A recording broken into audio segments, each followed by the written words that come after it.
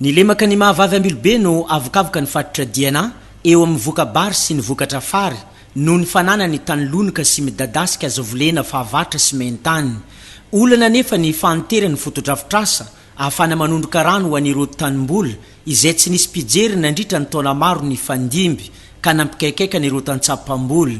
Ankehitriny dia miroso amin'ny famahana ny olana izay ny fitondram-panjakana. Ty perimetre ny basy Mahavavy ty mahatratra any amin'ny 20,000 hectares agny. Ny tany azo ambolena, na ambolena fary zegny, na ambolena vary zegny, na ambolena raha mahavelogno. Tagnatin'ny taogno maro mihoatra ny efapolo taogno tompoko rasy tompoko vavy, sisy fizahagna ty perimetre ny basy Mahavavy ty. Anka be ny atsanga, be ny haitry tsy mandeha tokony ho izy ny lafin'ny fampandrosoagna aty amin'ny Karabe.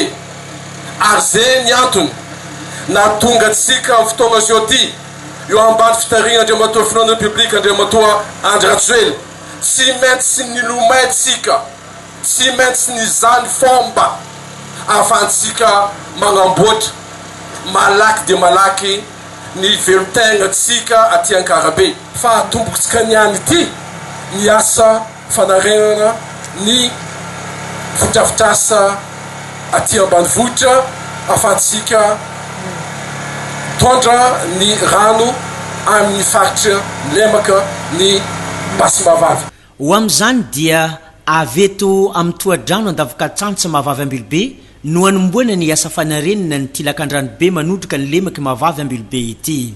Fametrahana vato protection enrochement moa filazana anazy zany manaraka an'ity ilany hitantsika maso aty 9 metra miampy 12 metra ny alavany dia fampiakarana ny voan'ity diky ity mba ho tsara kokoa ny fiarovana ny lemaka sy ny vahoaka indrindra satria rano Mahavavy tafakatra amin'ny be rehefa tonga ny tena cyclone be.